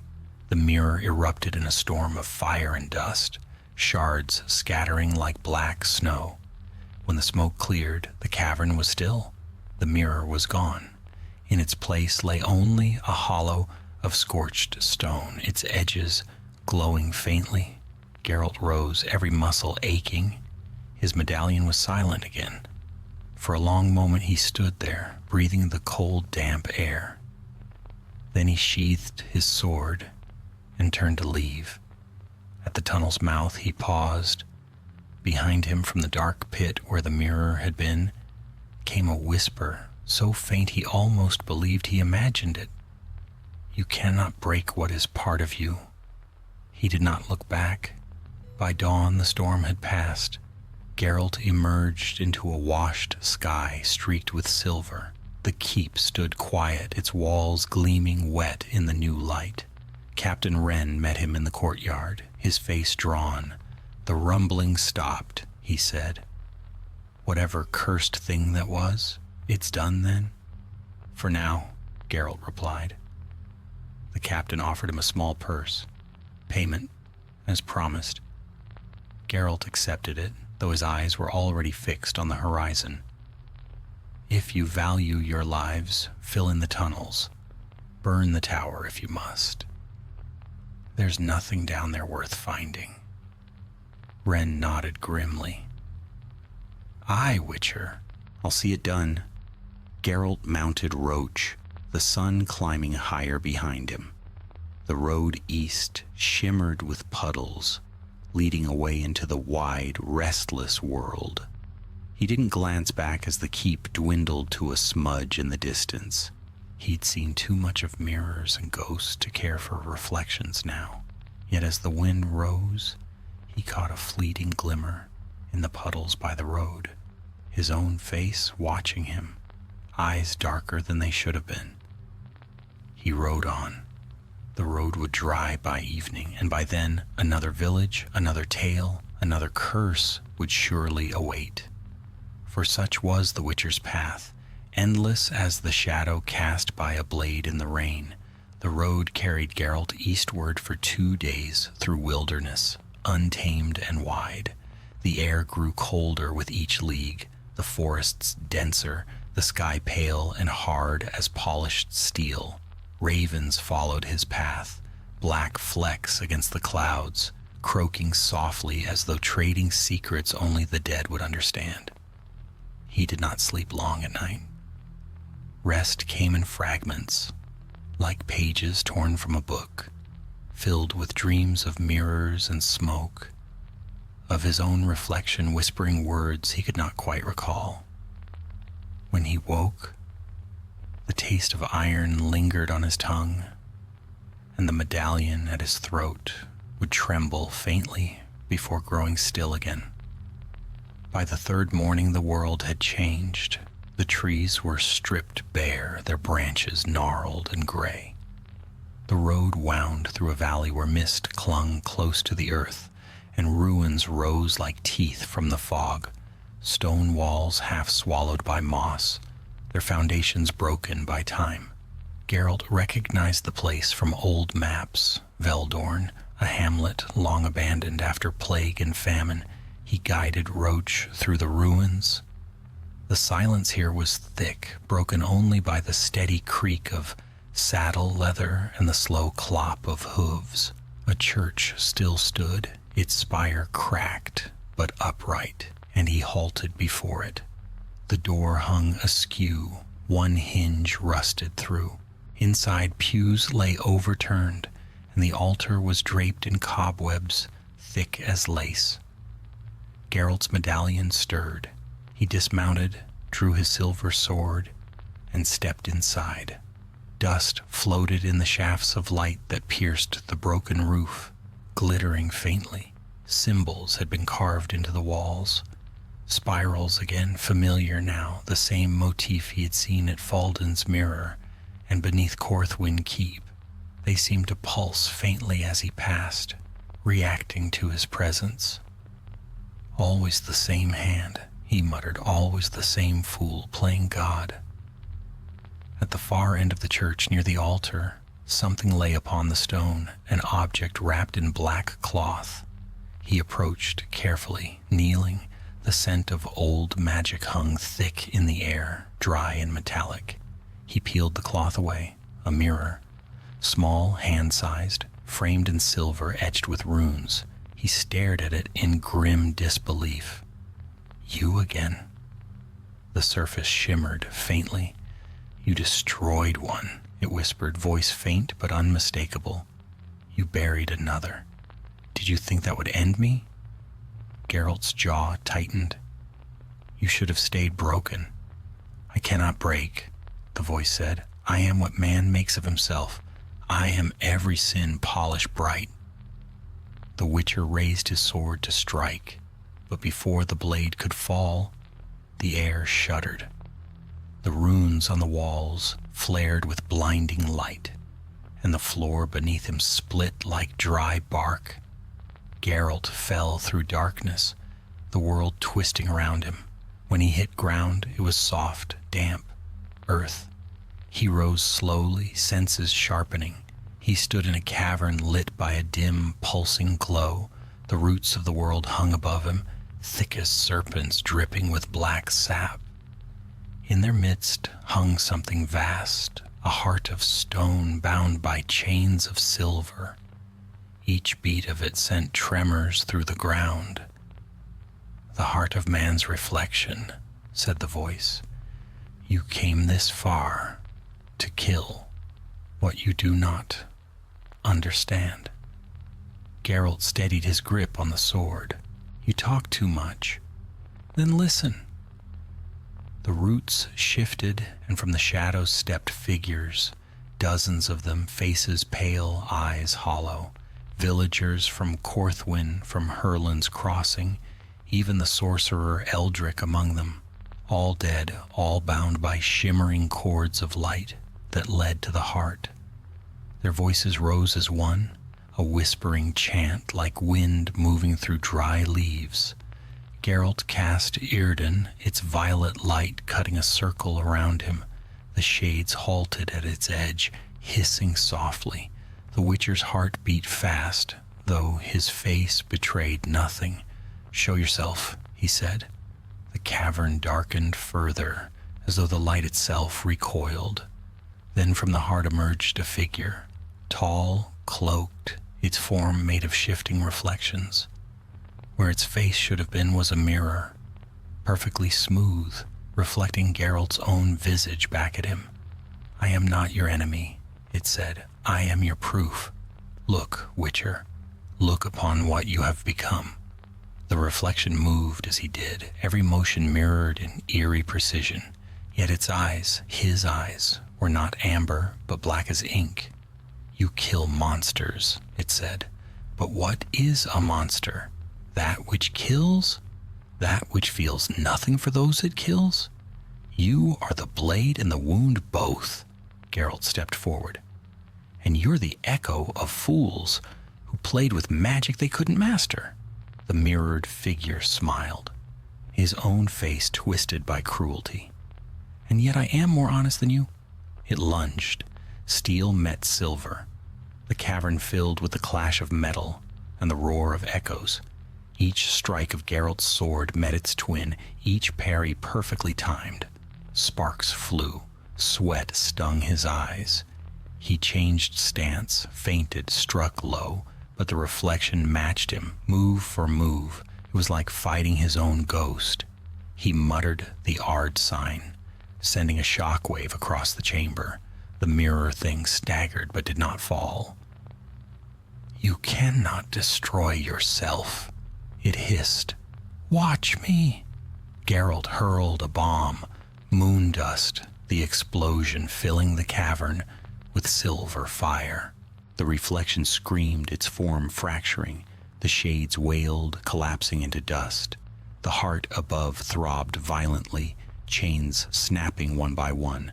The Witcher leapt, driving his blade deep into the stone heart.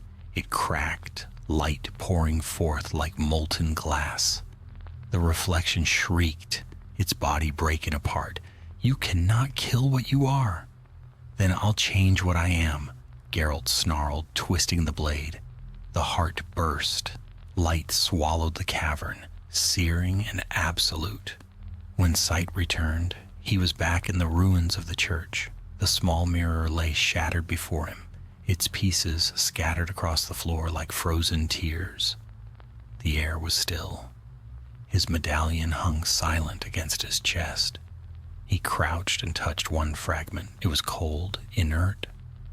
Only his reflection looked back, tired, scarred, human. "Good riddance," he muttered. Outside, the mist had lifted. The valley lay open beneath a pale blue sky. Birds circled overhead, their cries sharp and alive. Geralt mounted Roach, the sound of her hooves breaking the silence as he set her upon the road again. Behind him, the ruined church seemed smaller with every step, but as he glanced once more over his shoulder, he thought, only for an instant, that he saw movement in the broken window, a flash of light, quick as a breath, like the glint of a mirror catching the sun. He turned away, spurring Roach forward. The road wound on, endless and gray, and though the Witcher said nothing, his thoughts turned inward once more. He had faced monsters of flesh, of bone, of curse and chaos, but those were simple things. It was what stared back from the glass that lingered, what whispered in the quiet moments between one contract and the next. The path never changed, nor did he. But as the wind rose from the east and the sunlight caught upon his blade, Geralt wondered, not for the first time, whether the monster in the mirror was gone at last or merely waiting for the next reflection. The road from Veldorn carried Geralt into a land that was both wild and weary, a no-man's country of bogs, half-flooded meadows, and lonely cottages clinging to the edge of ruin. It was early spring, yet the air still held the bite of winter. Frost clung to the reeds at dawn, and the sky, when it cleared, shone like dull pewter. Roach's breath plumed in clouds as she trudged onward, her hooves squelching in the soft, thawing earth. Geralt rode in silence, the memory of the broken mirror still clinging to his mind like smoke. Each mile between him and Veldorn brought no relief. There was always another reflection, the sheen of puddles on the road, the glint of a blade, even the polished silver of his own armor. He avoided them where he could, but now and again his eyes betrayed him, catching flashes of something that shouldn't be there. A movement, a shadow, a face, not his own. By dusk he reached a small village, unnamed on any map, little more than a scatter of huts beside a mill stream. Children playing near the water stopped when they saw him, their laughter dying at once. A woman herding geese crossed herself. The villagers' fear was nothing new. It followed Witchers as faithfully as their swords.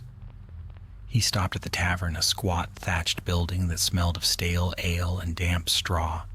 Inside, a fire smoldered weakly on the hearth, filling the air with smoke.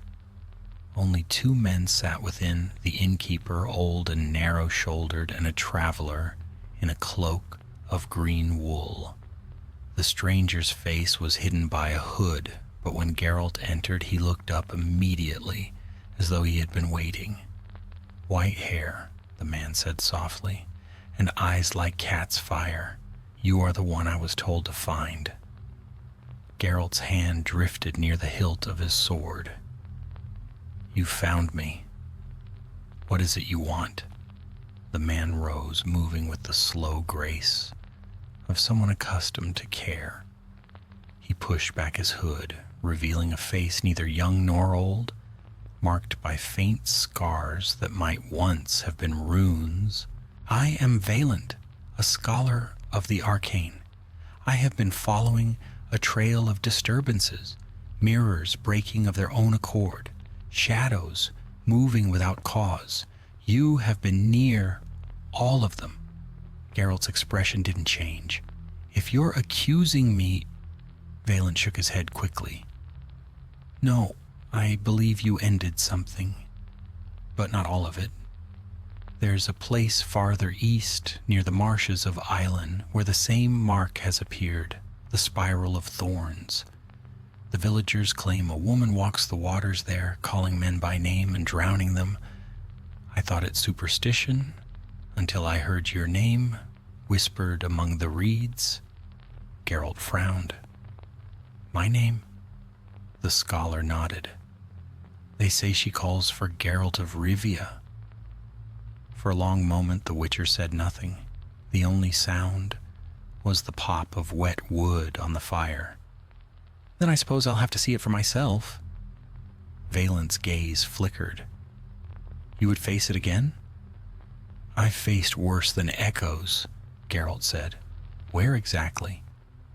"Follow the river. 2 days' ride, perhaps less. You'll find the ruins of an old watchtower on an island. Go at dusk, when the water is still."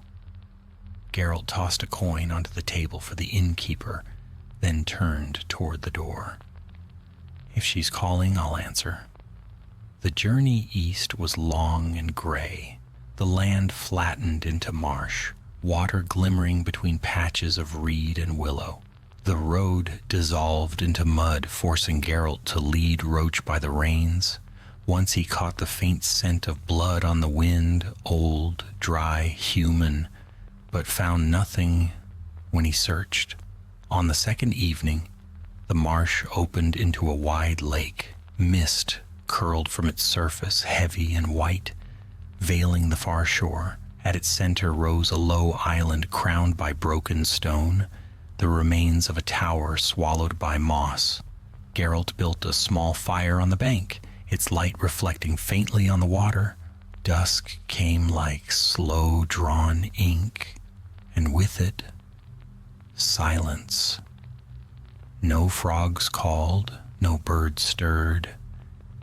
Even the wind held its breath. He felt it then, the vibration of the medallion, faint, but growing stronger. The water near the island rippled. From the mist rose a shape, pale and slender, gliding just above the surface. A woman, or what had once been one. Her hair floated like silk upon the air, and her eyes burned silver. "Geralt," she called, voice soft as a sigh. The Witcher drew his sword. "You found the wrong man, Wraith." Her laughter was low and broken, always denying what you've made. The fog parted, revealing her fully now. She was beautiful, but in the terrible way of dead things that remember too much life. Her gown was woven from shadow, her skin faintly luminous. Beneath her feet, the water churned darkly. "You broke the mirror," she said, "but not the reflection. I am what remains." Geralt's grip tightened. "I've no wish to fight you. Leave this place." "I cannot," she whispered. "You tore me from the glass. You set me free. But freedom needs a form. You are mine as I am yours." The medallion thrummed violently. The air thickened, heavy with the scent of rain and blood. The water surged, rising around her in tendrils like grasping hands. Geralt stepped back, his boots sinking into the wet earth. "Enough," he said. "If you're bound to me, I'll end it here." She smiled, a terrible, tender thing. "Then end yourself." The lake erupted. Water struck like whips, cold and hard. Geralt rolled aside, slicing through one of the reaching tendrils. His blade met resistance like flesh, and the water screamed. Lightning split the clouds above, throwing light across the battlefield. The Wraith circled, her movements graceful, her laughter echoing over the lake. Each step she took upon the water left ripples of silver fire. Geralt cast Írden, anchoring himself in a ring of violet light. The Wraith faltered at its edge, hissing. "You think signs can hold me?" she cried. "You made me stronger when you shattered the mirror. Each shard carries my face, my voice, my will." Geralt said nothing. He drew a bomb from his belt, demeridium dust, and hurled it. The explosion burst in a flare of blue-white sparks, scattering through the fog. The Wraith screamed, her form flickering. Geralt charged, driving his silver sword through her chest. For a moment, all was silent. Then she smiled again. "You cannot kill what you are." Her body dissolved into mist, swirling around him cold as the grave. The medallion went still. The fog drifted away across the lake. Geralt stood alone on the shore, his blade dripping silver light. He watched the water until the ripples faded. "Maybe not," he murmured, "but I can live with it." By dawn, the storm had passed, and the marsh lay still. Geralt found Roach, where he had left her, chewing lazily at the reeds. He cleaned his sword, strapped his gear, and mounted. The rising sun burned away the mist, revealing the reflection of sky upon water, clear, unbroken, empty. He turned Roach toward the road. Behind him in the far distance, the surface of the lake shimmered once faintly, as though a hand had brushed it from beneath. Then it was gone. Geralt did not look back. The path stretched ahead, long and endless, and the Witcher rode on through the waking light, his shadow falling beside him upon the wet earth, dark, steady, and, for now at least, his own.